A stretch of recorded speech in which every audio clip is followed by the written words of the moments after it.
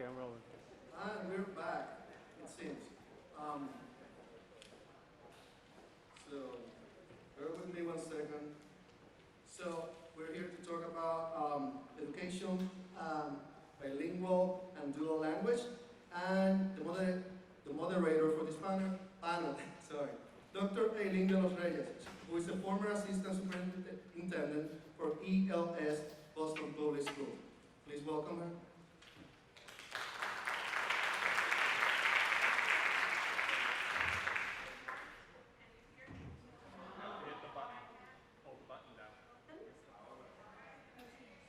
I have to keep holding the button.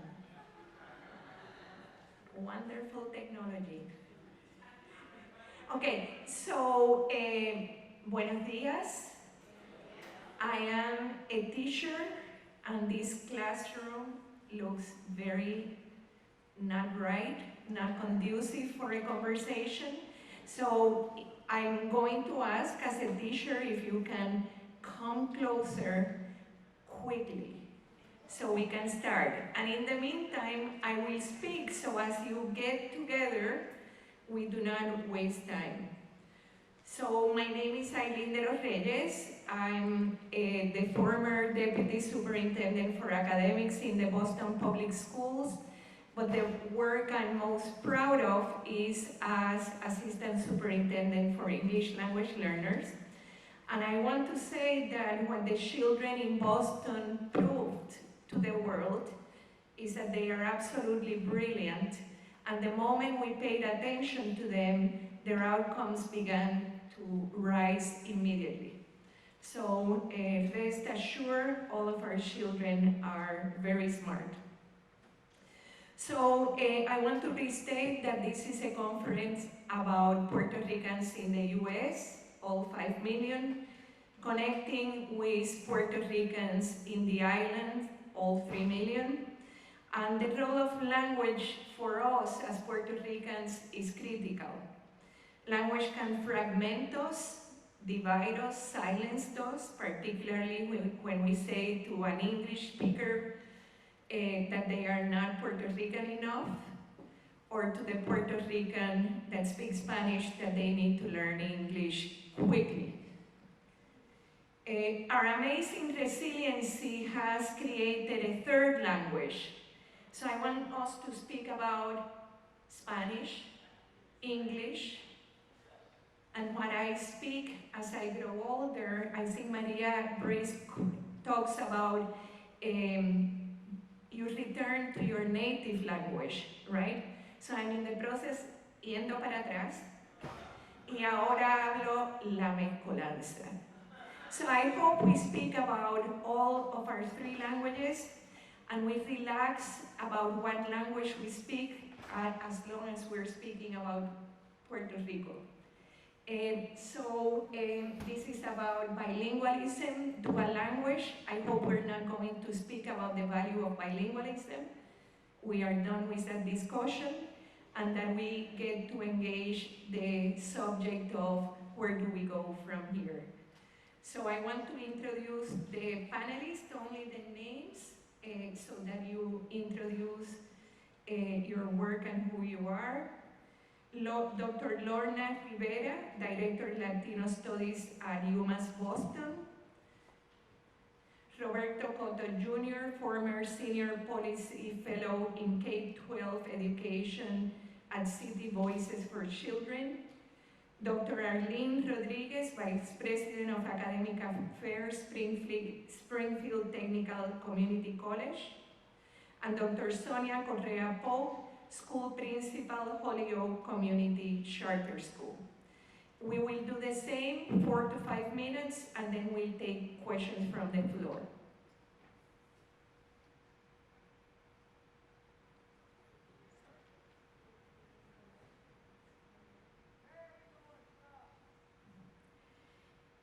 Good morning and buenos dias. Dr. Sonia Correa Pope, the Holyoke Community Charter School Principal. Have been there for 11 years, but have been a long life learner here in Holyoke for the past 32 years. If we talk about bilingual education, dual language, foreign language programs, we have to say that they have all been affected. They have been cut, they have been ignored under budget pressures in many of our school systems. How does school balance bilingual education, dual language, or foreign language when you have to balance that with music, visual arts, performing arts, and sports? And how can school fit all of this into existing schedules and what we all hear into our budget lines? It is indeed a set of difficult questions and of course a balancing act in each one of our schools.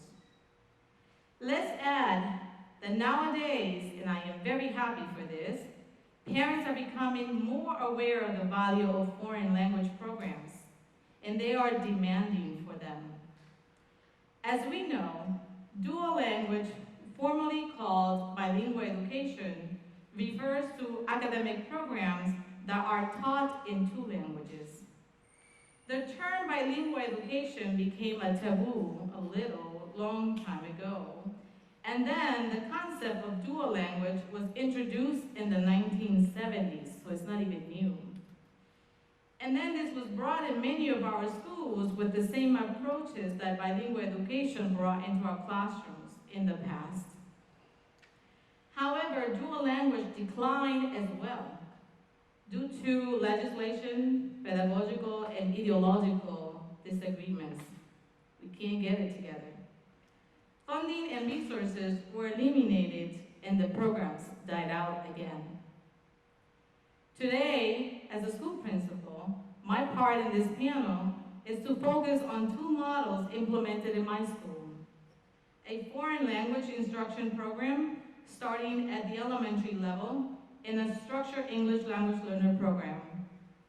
The implementation of these two models has benefited our ultimate professional goal, which is to see our ELL students perform at the level of the counterparts.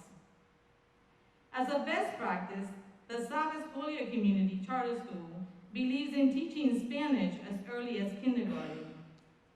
We believe that learning languages help increase skills that are vital for a student to succeed in all subject matters. Students increase their ability to learn how to listen, expand memory, become creative, and increase the critical thinking skills that are so needed. Our foreign language program acknowledges the 90% of Latino students enrolled in my school. The Spanish curriculum covers the history of Puerto Rico, and we do that on purpose. We talk about the Taínos, and we expose the students, for example, to el ingenioso hidalgo Don Quijote de la Mancha, by Miguel de Cervantes Saavedra. The school also prepares high-quality ELL and Spanish teachers and provides them with meaningful training. The Department of Ed requires for them to be SEI certified, and that for us in our school is a school-wide expectation. On the other hand, families and the community also needs to be embraced. A welcoming environment for parents and community members is a must. They benefit from a welcoming environment, oral and written communication, as well as meeting to discuss the children's progress in Spanish if they need to do so. Now, let me give you some examples on how ELL students at HCCS are doing. HCCS has had great success in moving students from limited English language proficiency to fluency in just a matter of a few years. Over a 3-year period from 2013 to 2015, all ELL students have moved out of the beginning stages, and 65% have reached fluency levels, allowing them to exit the ELL program. Our ELL students have also been making annual gains on the state assessment, what we call the MCAS in the park. Over the last 5 years, our ELL students have always scored above the counterparts here at the city level, but we're scoring below ELL students at the state level.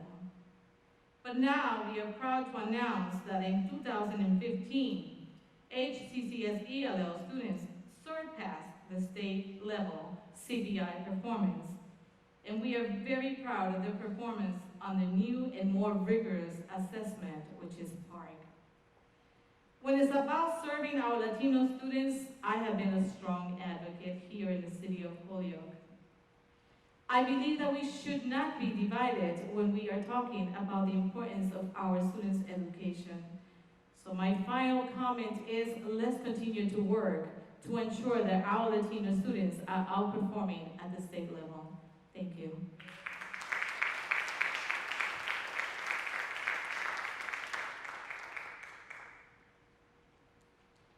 Buenos dias.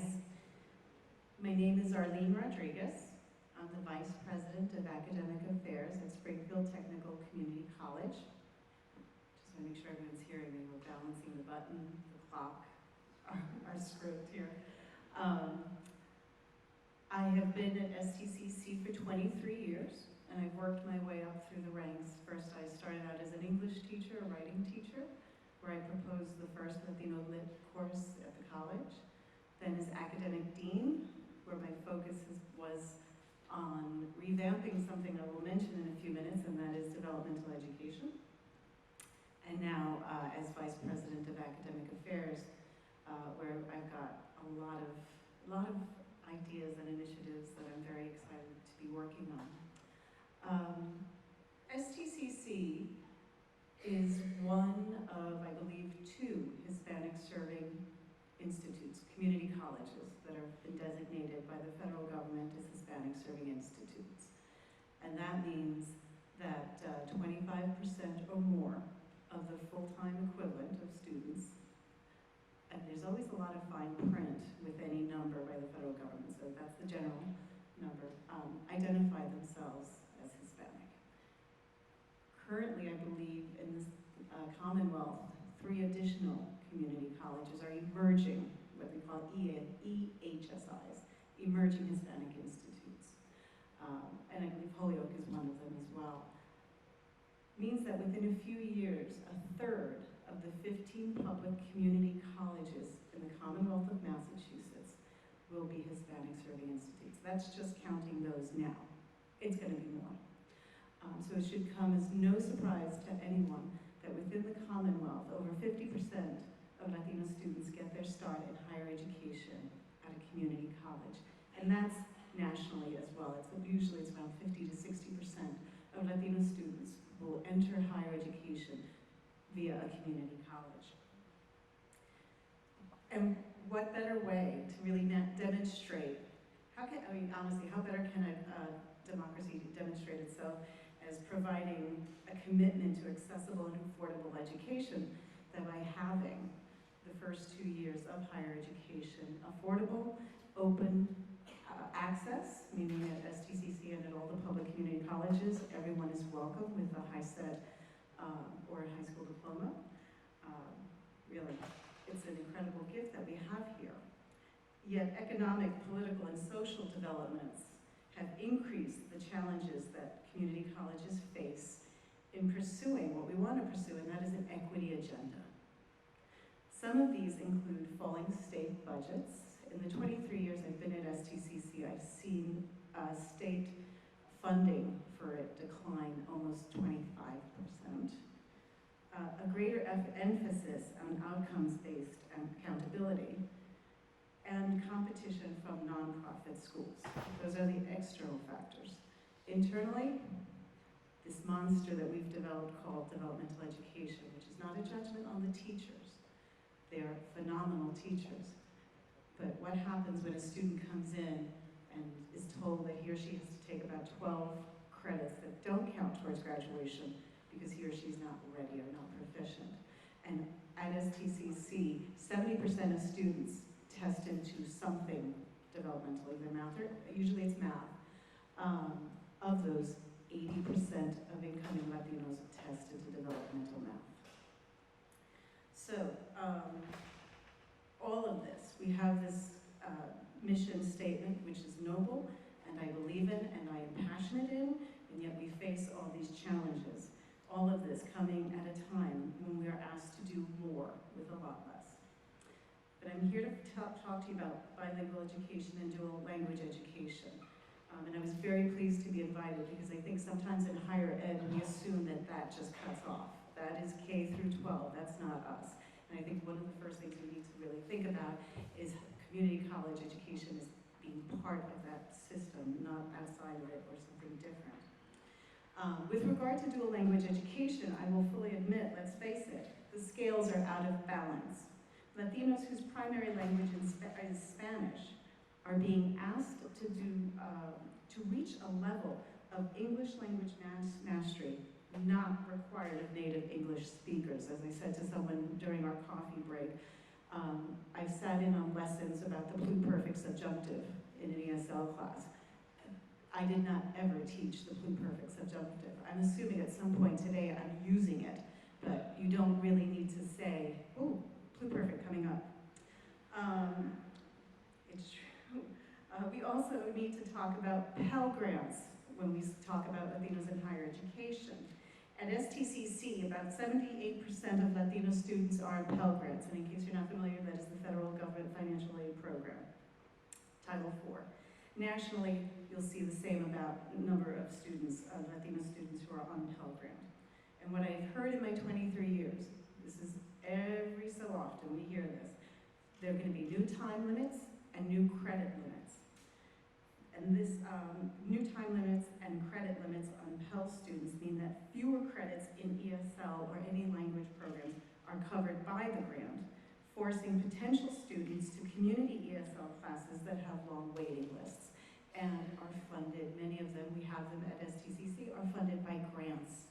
So soft money, okay, which may or may not be there, which means that wonderful faculty members and directors are chasing money all the time instead of doing what they are gifted to do, and that is teach. So here we go again. We have a shorter time to learn much more, but a longer waiting list for programs that will allow our students to succeed. We really, I don't want to end on I'm going to throw some ideas out there that are going to get me in trouble, but that's okay. So we really need to propose some plans and take actions, and this again is coming from the community college perspective. We need to develop a system that works better for our Latino students. And here are some of the things that we can do. And as I say this, I know that some of these programs are being done small scale. I'm talking about like major overhaul. Why not, right? Throw it out there. Because again, we are about access, affordability and access. Develop a college-level curriculum that integrates language learning and prepares our people for careers in which they can earn decent money. I look at models like IBEST, which began in adult basic education and it's an integrated education program out of Washington State and is now also including STEM and health careers. I also look to Quinsigamond Community College and its early childhood education program, which is a bilingual English-Spanish education, early childhood education program. This morning, as I was listening to Edwin speak, I kept thinking, what are some bridge programs that we at the community colleges can develop for those Puerto Ricans who are coming over, the professionals? How can we develop bridge programs that will help them to earn the proper certifications and licenses and navigate? I just started that conversation with someone. It's insane how we are forcing people to navigate a really Byzantine system in order to practice their profession here. And let's not automatically jump to the conclusion that it's only for those whose primary language is Spanish. I consistently hear regional employers tell us that they're desperate for bilingual employees. And yet, we continue to assess students who come in and say, you're not ready, your ESL classes are developmental classes and you have to take 2 years of developmental education before you can get to a college level course. And that's coming out of your Pell, which by the way, you only have 12 semesters to earn a bachelor's. We need to involve families, higher education. I love higher ed, I am committed to public higher ed, but I know that we tend to wave the big FERPA flag whenever a family member shows up in the office. FERPA is the Federal Regulation Privacy Act with regard to education. Put it down. We need to put it down for a bit and realize that family, by integrating and developing programs that integrate the families, we're going to keep the students and also expand the learning. And fourth, one of my passions is dual enrollment. And I say this as we speak at Holyoke High School. I am really encouraged by a conversation I had very quickly earlier this week to find out that some form of dual education, bilingual education is back in Holyoke Public Schools. Let's start talking about bilingual education as an asset and being bilingual as an asset and not a deficit. Stop speaking your language, learn English to this level so that you can say, recite to me the pluperfect subjunctive. And start looking at it as an asset. This is an incredible gift you have, and employers want this. Let's start looking at bilingual education as a model for all students. I've never met the person who hasn't profited from knowing a second language. That is the really tame way of me saying I've never known anyone who died by learning a second language, which is usually how I said it when I was rehearsing this. Now let's bring up dual enrollment. I want to improve the chances. You really want to improve the chances of going to college, have a student graduate from a high school having already earned college level credit. And then that will provide the incentive. Offer them the opportunity. High school students who graduate having earned some college credits are more likely to finish. I'm sorry, I'm wrapping up real quickly. I shouldn't put the clock on because now I know how long I spent. I've been in the system for 23 years, so you know I've been here long enough to know what's wrong. And I am under no illusion that this is going to change by itself. And it certainly, absolutely will not change overnight, and it's going to take a lot to change it. But honestly, I do believe I remain optimistic. If we draw upon our energy and summon our collective will and seize the opportunities that are there for us, we can help craft a future for our young people that fulfills the promise of their potential. Thank you.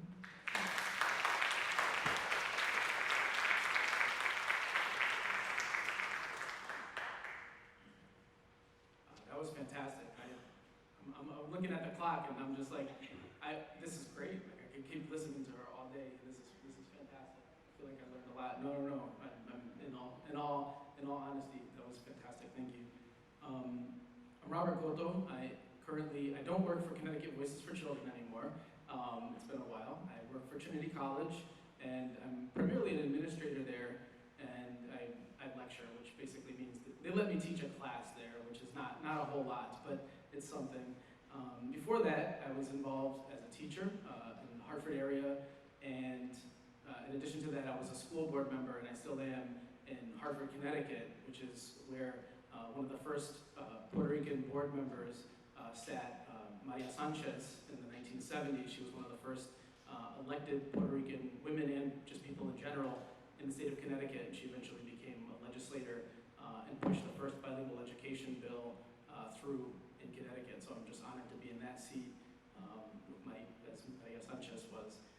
Today I want to talk a little bit about three things. I want to talk about this rich tradition in Hartford, Connecticut with bilingual education.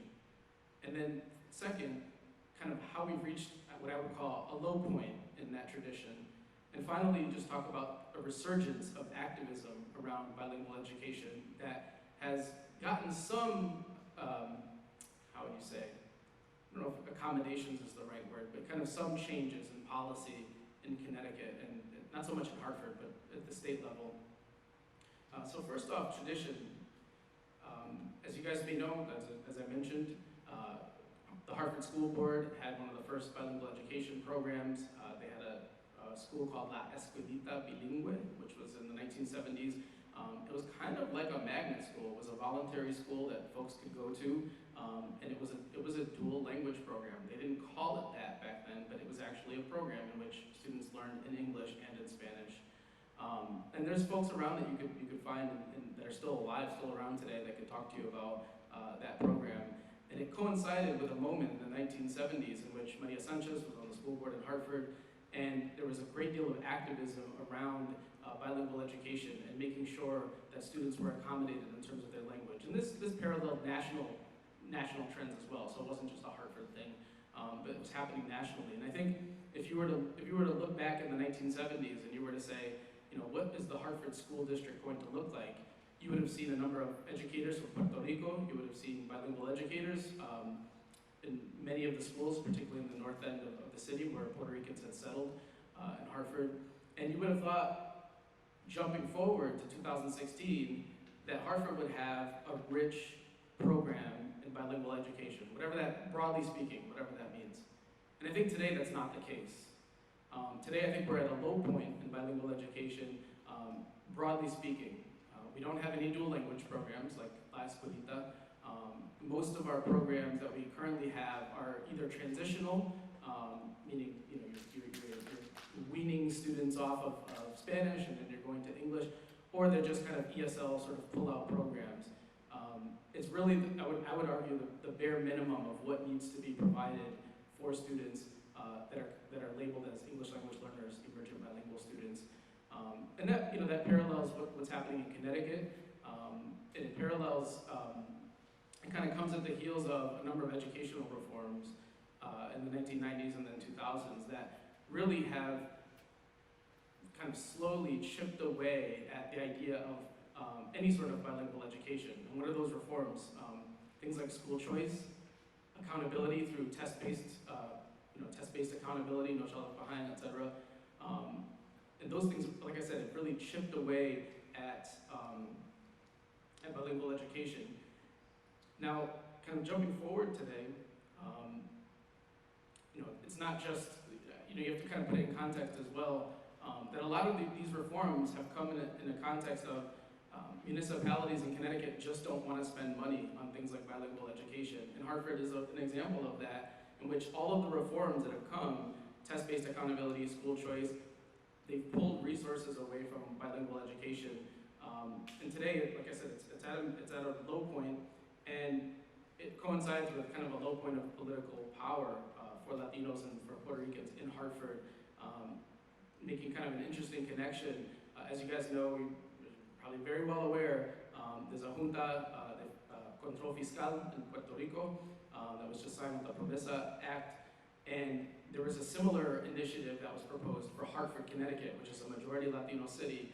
The white mayor, who's from Greenwich, Connecticut, wanted to do a junta de control fiscal in Hartford, arguing that there weren't sufficient resources in the city. So, Hartford is kind of like, the same things are happening nationally and internationally, and it all kind of coincides to really put a lot of pressure on this particular issue. So, what's been going on with the activism? In terms of activism, there have been a couple of initiatives, really starting kind of around 2010, 2011, really in response to some of the educational reforms in Hartford, where people were saying, we have all this school choice, we have magnet schools, we have all these schools where parents can choose which school they want to go to, and we have accountability based on tests which are given in English primarily, and people were seeing that attention and resources to bilingual education were being pulled away very slowly. And so the Latino and Puerto Rican Affairs Commission, which doesn't even exist anymore, you may have seen Lorna was here earlier this morning, or was around. He put together a task force about bilingual education. He put together a number of great recommendations. I actually sat on that task force, and virtually none of the recommendations that we made to the legislature in 2012 made it into any legislation. Instead, the governor decided to push harder on educational reform in the form of kind of hyper accountability, test results, teacher evaluations based on test results, and kind of more school choice. None of the things that we put together for bilingual education in terms of the recommendations made it into pretty much any of the legislation that was passed in 2012. The following year, Trinity College, which I didn't work there at the time, pulled together a number of researchers, community folks, parents, and they wanted to talk about, should Hartford kind of revive the idea of having a bilingual dual language school in which English and Spanish are both taught next to each other, so to speak. And that was in 2013, and it was actually like a lot of energy, it was more than just discussion. It was like, we have an idea, let's do this, let's make the idea was to make a magnet school, which was really popular at the time. that was a dual language school. It could bring in white folks from the suburbs, Latinos, Puerto Ricans, black folks from the North End, and the idea seemed to have quite a bit of momentum, and then it just stopped dead. And again, the other sort of educational reforms seemed to take kind of priority over that. And instead, the Hartford School District made a second Achievement First charter school, which is kind of a no excuses, English-only charter school in Hartford. So there's a lot of competing priorities there. And what I found at the time was that Puerto Ricans in Hartford, and Latinos also more broadly, just don't have the political power at the legislature to actually bring back any of this stuff. And so you see the kind of bilingual education whittling away, and even small efforts to push and do something have been marginalized. The second thing that I'll bring up and then kind of wrap up and turn to my colleague here is that Professor Andrea Dernis at Trinity College, she's a professor of anthropology and also in educational studies. She pulled together a program over the last year and a half. We just called it Boylan Mentors. And the idea was that if the school district isn't necessarily going to do anything about biculturalism and bilingualism, then maybe she can do it in her capacity as a professor at Trinity College. And what she's done over the last 2 years is partner up students at a small elementary school called Boylan Elementary School, which is right next to Trinity College. It's like almost all Puerto Ricans, some Latinos from like the Dominican Republic and so on, and partner them with first-generation students, most of them Latino, but not all, at Trinity College. And they come onto our campus and they talk about issues of identity, Puerto Rican culture, Puerto Rican history. It's a completely bilingual, back and forth. Like it's sometimes the whole thing is in English, sometimes it's in Spanish, sometimes it's a little mix of both. And it's a new space where kids can come over and kind of reclaim their heritage in some ways, because these are little kids that they're not getting the sort of things that in their elementary school about Puerto Rican culture, history, and kind of negative attitudes about Spanish in their school. And so they're actually going back to their school, in some ways putting pressure on their teachers and on their school to become more affirmative in terms of their culture, in terms of their language. So that's a very promising effort. But it's small, and it's kind of like, it's only, it relies on kind of a contingent group of people, students at a college, right, and a professor as well.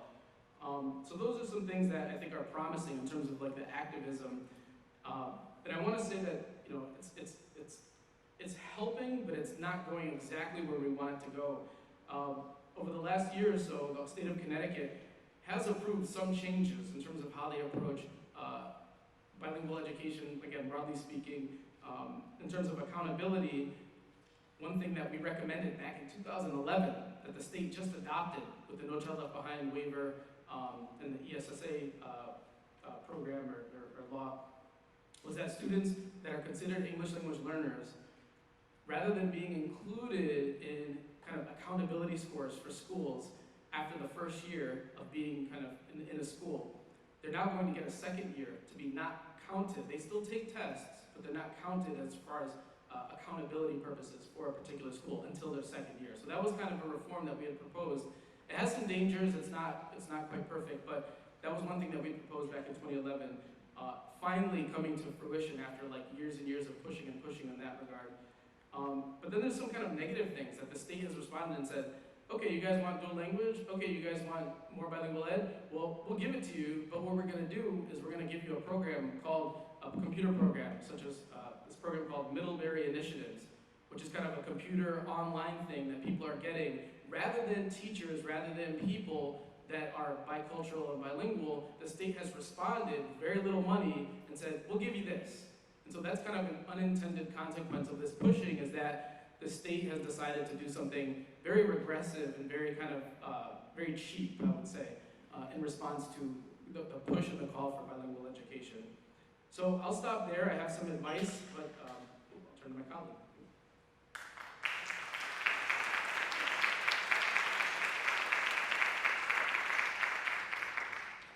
Good morning, everybody. I'm Professor Lorna Rivera at the University of Massachusetts, Boston, and I'm also the Associate Director of the Gaston Institute for Latino Public Policy. And if you visit our website, you'll see that we've been doing a lot of research on English language learners, especially looking at, what's happened in the state of Massachusetts as a result of the referendum to eliminate bilingual education.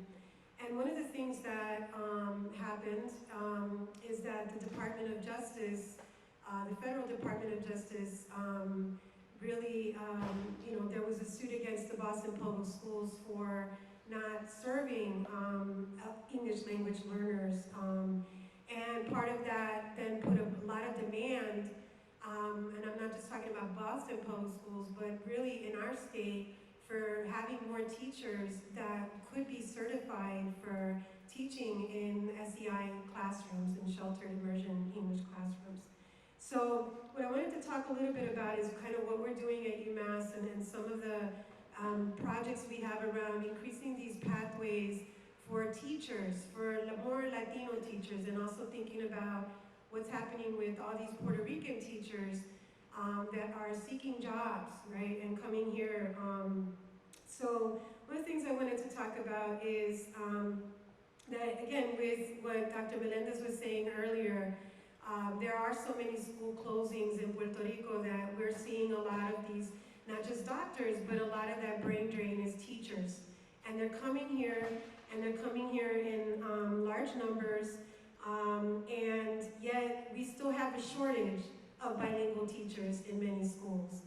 And so there's this disconnect there with the type of supports that are needed, say for, supporting some of these Puerto Rican teachers that are coming to our region. For example, we know that a lot of the Puerto Rican teachers work with provisional licenses, but some of these programs that districts are developing are not accredited. And so we also need to really figure out ways, like there was something in the Globe recently about the Boston Teacher Residency Program and losing its accreditation. And so these are important programs that provide, the teachers of color pipeline. And yet we don't have enough of those kinds of partnerships that really could really help, these teachers with provisional license obtaining licenses from accredited programs. This also is this piece that we're not really working close enough with community leaders, community activists, and community-based organizations to identify our future teachers. We need to really be thinking about developing closer relationships with the paraprofessionals. Many of them are working in our public schools, and that's where at least I've seen in my work in the public schools in Boston is that's where the Latinas are, that's where the Latinos are. They're the paraprofessionals, but they're not the teachers, the lead teachers.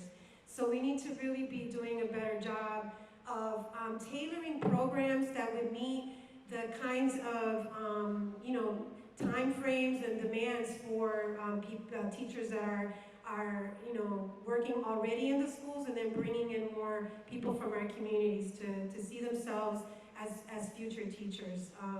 So there have been some initiatives around the country, like the Grow Your Own Teachers initiative in Chicago, which is originally where I'm from, and it's based in the neighborhood, Puerto Rican neighborhoods of Logan Square and Humboldt Park, where I grew up. And so these initiatives have partnered with community-based organizations to train and bring in, teachers, Latino teachers into the schools. So we need to think as universities more creatively about that and really partner with community-based organizations to develop these kinds of growing your own teachers initiatives. Also, it was over 10 years ago, it was in 2004, that all of the leading researchers on Latinos in education came together, and the Centro was part of that. It was called the National Latino Education Research Policy Project. And that project brought together these kinds of, meetings, kind of a movement of looking at across the United States, what are some of the areas that we need to be identifying research. And what all these researchers was realizing that it's really, we need to partner with parents, educators, and community advocates to be designing and determining what are these research agendas around education in the universities. It can't just be coming from the experts, so-called experts in the universities. This really affects, again, the type of kind of programs we can develop if, again, we're expected to do one type of research approach that's, say, very heavily quantitative, as opposed to really trying to do more kind of qualitative work that takes longer time to work with our communities. So I think that, again, we've been really trying to do a lot more community-based participatory research, and that's another way to get, again, more teachers from our communities into our schools. And then I just wanted to end with a project that we're doing, and I really was excited to hear about Springfield Technical Community College being a Hispanic serving institution, because that's the dream we have at UMass Boston, is to be the first university in the region to be Hispanic serving. And so one of the things that we're working and how to get there is we have a partnership. Last year, we had a vision grant from the Massachusetts Department of Education to partner with Chelsea High School, which is over 94% Latinos, many Puerto Ricans, and to have early learning colleges for community college credit at the high school, taught by Bunker Hill Community College, that developed a curriculum with Latino studies faculty at UMass Boston. So the idea being that we have these learning communities where these young people are learning, that asset-based approach that you were talking about, learning the cultural pride, the resiliency, learning that in high school, getting college credit, and then again, this idea of having pipelines, or really what we're calling pathways, for some of the things that we're doing as part of our partnership is we're already doing early educational and career planning. Like, we from the university and from Bunker Hill had a family night with food for the families. We found all the seniors that were accepted, and we did a big, with food and music. So we have to go to the communities too, is another piece of like us building these pathways to improve our schools, is that we need to be reaching out as well to the families, and so the FERPA recommendation. In the Chelsea High School, well, luckily there the teachers can call the families, but once they get to Bunker Hill, they can't, maintain those kinds of connections. What we've also been doing is developing these kinds of general concentration majors that can transfer, so that our students are not doing developmental, not wasting, but using their Pell Grant money to be taking developmental courses in math and writing. So we've set up pathways and an aligned curriculum, so that when the students are transferring in from Bunker Hill Community College, which is, again, where most of our Latino students come from, over 50% of our Latino students at UMass come from Bunker Hill, just that college, community college. So we're looking at this pathway, right? If we're having these early college classes at the high school, and then building these general concentrations where there's some Latino studies embedded in there, and then, having and tracking those students with support services throughout, their whole higher education experience. This is something that we think that institutions really need to be partnering, right, more with the high schools. And then for us, what we're hoping is that these students in the general concentration a group of them will become these teachers, these next teachers. And we're trying to really build that into also being one of the tracks, right, in terms of having, in the long term, more and more Latino students gaining those skills to go on to college and then to go on to become our bilingual teachers. One of the things that's really key that we're doing at our university is we're developing a scholarship for DACA students. Now, again, that doesn't necessarily affect the Puerto Rican community in terms of the citizenship piece, but that's something that, again, we're thinking Hispanic serving, and how can we really become that? And if we're going to get to that 25%, then we really need to be, again, really working very closely with the community organizations to do that work. So I'd be happy to talk more about some of these initiatives during the discussion. Thank you.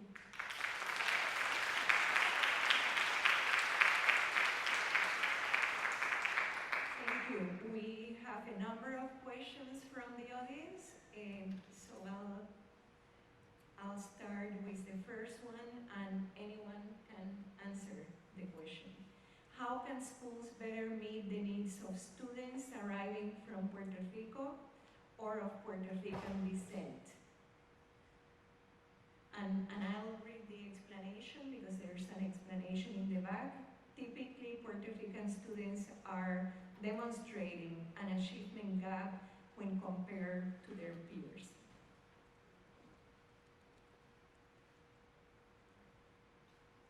I can only respond based on my experience. As you guys saw, I'm the only member of this panel who is a K-12 representative. My other partners here are from the post-secondary education, which receive the kids that we are preparing to go into post-secondary education. So how do I receive my Puerto Rican kiddos who are coming from the island? So as we mentioned this early when we first started, it is vital that we have a strong ELL program, English Language Learners Program, because of the lack of funding and how bilingual education into enrollment has disappeared from our budget lines. And the reality is that it doesn't exist right now, and so we are trying to bring this back. But in the meanwhile, it's how the school principal develop a program at the school to embrace the students that are coming with no English language, and how we're going to best prepare them with a very structured ELL program. And that's what I feel proud of, because I receive them all the time. They come in and they have no way of even saying hello in English. And I introduce myself as I am your school principal, and I'm Sonia Correa, and I make sure that I pronounce my double R's. So they know that I am there for them, and they know that I relate to the issue because I'm an ELL adult as well. And so we are able to move these kids within about 2 to 3 years, like you heard in my speech earlier. It is because we dedicate the time to educate them in the English language, but we also teach Spanish.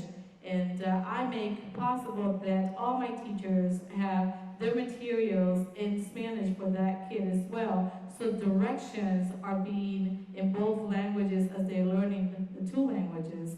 And again, making sure that all my teachers are SEI training, that all my lesson plans in the building include language objectives, so that the vocabulary is not all the way up here and the kids don't understand what's going on.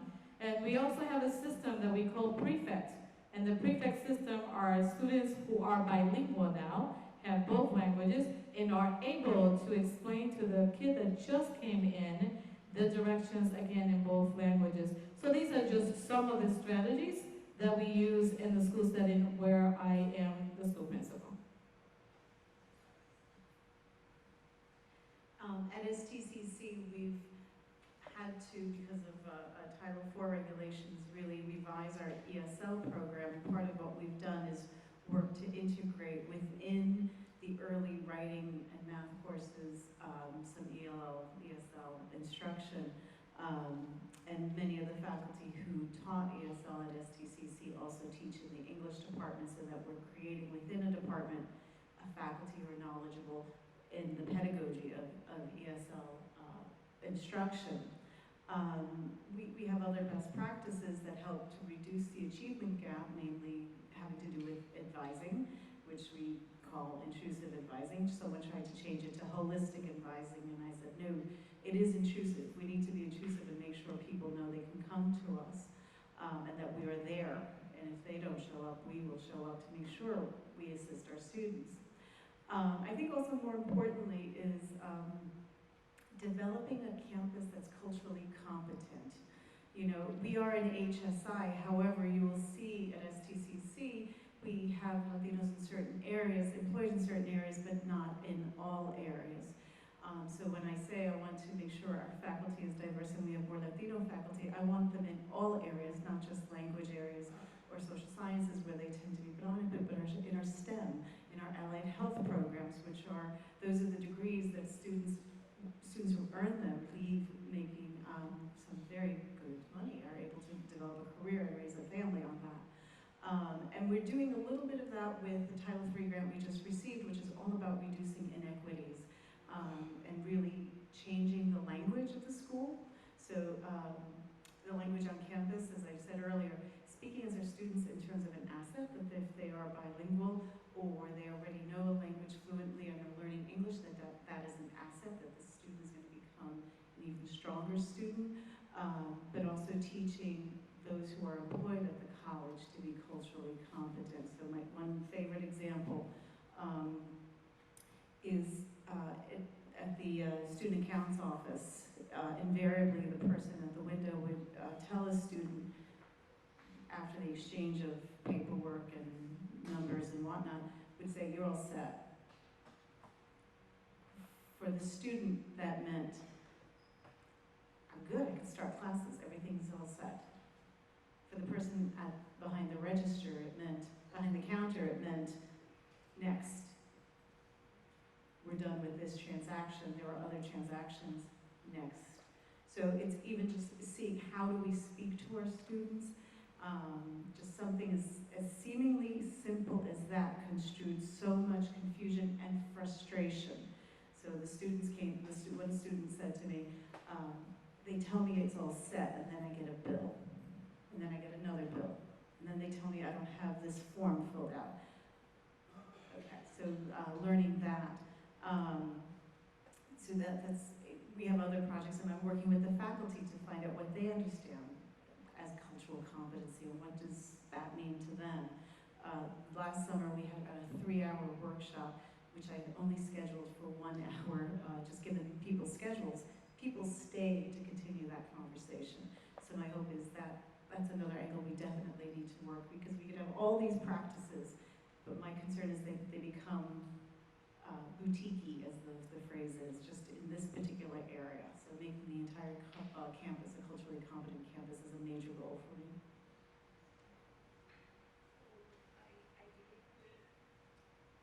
Sorry, push. I believe we have time for one last question, and there's another question that I want to redirect to someone in the audience that may know the answer. So the next question is, what are the reading levels in Puerto Rico in the dominant language?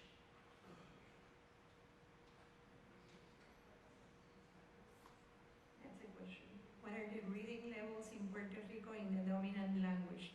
And I imagine the best we can do from here is what are students bringing that you're seeing in the schools? So when we first receive them, they are definite at the very beginning of the levels. And so there is about 5 different levels that we have to do in our ELL program. And that's the expansion that we have in working with a very rigorous structure ELL program to be able to bring them apart. And again, that varies in very different schools. I cannot speak for every school, not even in my sister schools here in the city of Holyoke. I have seen how some districts take about 6 years to move on the kids to these levels, and I have been very strategic and very vigilant as I monitor our program, and I have been able to do it in 2 to 3 years.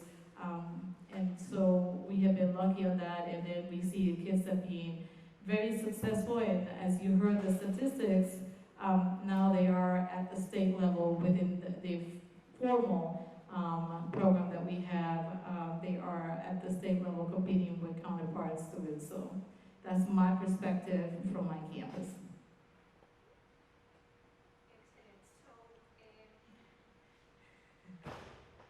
I know there may be other questions. We can stay maybe a little bit after to answer them. There's a question that I have that I don't want to let go of, but we may not be able to answer. But if we get the context, we may find someone that is able to. And the question is, how are children getting to a school when their neighborhood school has closed? So I think we need to know which district, and then we can redirect and see how we find an answer. Okay? So if the person who asked this question can let us know the district, then we can figure it out. I know this is a very difficult question. I'm curious to know if this was a charter school that closed. Whoever asked the question. In Puerto Rico. Okay. In Puerto Rico, I don't know. Is there anyone in the audience that can help us? You can help us answer? Excellent. Please.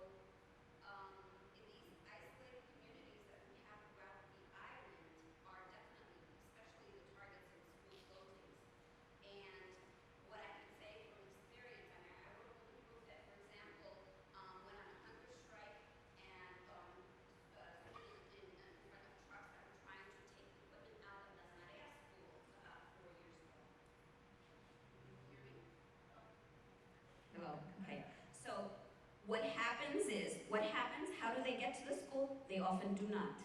They often do not. And in Las Mareas, and one of the things, short of actually just closing altogether, because the community put up all the resistance, what they did was they start eliminating grades. So elementary school used to be in PR to 6th grade, so they only do 4th grade. And so people in Las Mareas who traditionally have depended on fishing and agriculture, construction, that kind of work, so you see that people finish up to 4th grade education, right? So often they do not make it. You know, the transportation is often not available. And even though we have, you know, such a large percentage of automobiles per people on the island, often they just don't make it and they drop out. Unfortunately, we need to end. We'll stay a couple of more minutes, but I want to thank the panelists for a wonderful discussion. And if you have any questions, you can come up and we'll see if we can answer. Thank you very much for coming.